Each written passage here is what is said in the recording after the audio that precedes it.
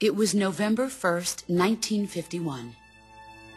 I was in the Nevada desert participating in atomic testing. The name Nevada is derived from Spanish, covered in snow, white as snow. And snow is exactly what I saw in that Nevada desert. It froze my blood white. Snake, you were an atomic test subject, weren't you? On Bikini Atoll. That's part of the reason I was drawn to you. You and I are alike. We're both slowly being eaten away by the karma of others. We'll never have the chance to die peacefully of old age. We have no tomorrow. But we can still have hope for the future. In 1960, I saw a vision of the ideal future from space. 3 years earlier, the Soviet Union had succeeded in launching Sputnik, the first man-made satellite in history, into orbit. This came as a huge shock to the United States. In response, America threw everything it had into its own manned spaceflight project, the Mercury program. Even as the Soviets seemed poised to send their first man into space, America was still experimenting with chimpanzees and rockets. The government wanted human data, so they secretly decided to send a human being into space. I was the one they chose. At the time, they didn't have the technology to block out cosmic rays, and whoever they sent up would inevitably be exposed to heavy radiation. That's why they chose me. After all, I'd already been irradiated once. Of course, you won't find any of this in the history books. I could see the planet as it appeared from space. That's when it finally hit me. Space exploration is nothing but another game in the power struggle between the US and the USSR. Politics, economics, the arms race, they're all just arenas for meaningless competition. I'm sure you can see that, but the Earth itself has no boundaries. No East, no West, no Cold War. And the irony of it is, the United States and the Soviet Union are spending billions on their space programs and the missile race, only to arrive at the same conclusion. In the 21st century, everyone will be able to see that we are all just inhabitants of a little celestial body called Earth. A world without communism or capitalism, that is the world I wanted to see. But reality continued to betray me. In 1961, I was sent to Cuba, to Bahia de Cochinos. It was part of a CIA-sponsored invasion under the guise of taking Cuban exiles back to their country. But the U.S. government betrayed them. Our weak-kneed president held back their air support. Defenseless, the exiles were annihilated by the Cuban army. All I could do was watch in silence. I was set up by the very country I'd sacrificed so much for, by the very government I dedicated my life to defending. I was driven from the surface world, and I went underground. Then, 2 years ago, I faced the Sorrow, my old comrade in battle. He was my friend. But one of us had to die. I was left with no choice. The Sorrow gave his life for me. There is no enmity between us. One must live, and one must die. That was the mission. The ones who gave me that mission were the philosophers.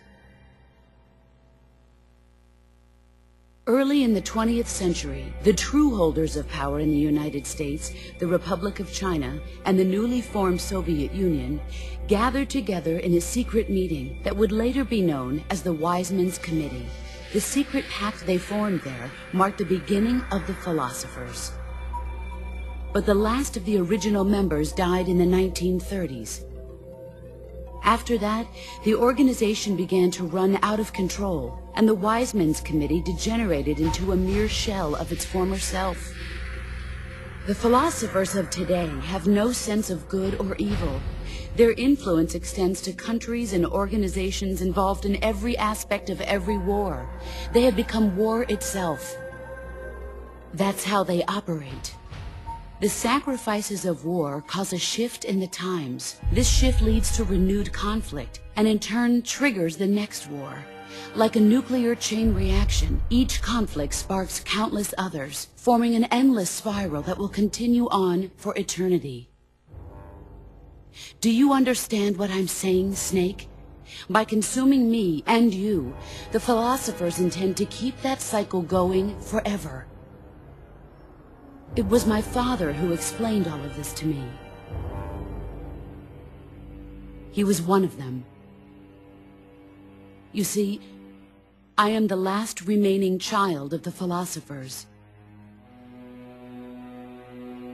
But after he revealed the truth, my father was killed by that same shapeless, formless organization.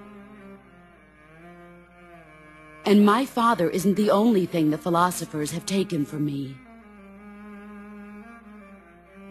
In June of 1944, the Cobras and I took part in the landing at Normandy. We'd been given a top-secret mission to locate and destroy enemy V-2 rocket installations. I was pregnant at the time. The sorrow was the father. I gave birth on the field of battle. A beautiful baby boy. But my child was snatched away from me by the philosophers.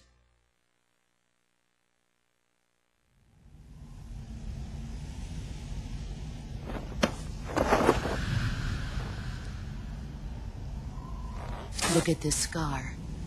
This is proof that I was once a mother. I gave up my body and my child for my country. There is nothing left inside me now. Nothing at all. No hatred, not even regret. And yet sometimes at night, I can still feel the pain creeping up inside me, slithering through my body like a snake.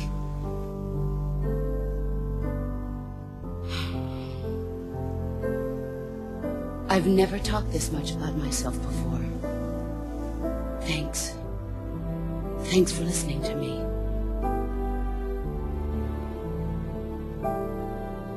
I feel content. Snake, commence the operation. I raised you. I loved you. I've given you weapons, taught you techniques, endowed you with knowledge. There is nothing more for me to give you. All that's left for you to take is my life, by your own hand. One must die, and one must live. No victory, no defeat. The survivor will carry on the fight. It is our destiny. The one who survives will inherit the title of boss. And the one who inherits the title of boss will face an existence of endless battle. I'll give you 10 minutes. In 10 minutes, MiGs will come and bomb the hell out of this place. If you can beat me in less than 10 minutes, you'll be able to escape in time. Let's make this the greatest 10 minutes of our lives, Jack. Boss? You're a soldier. Finish your mission. Prove your loyalty. Face me.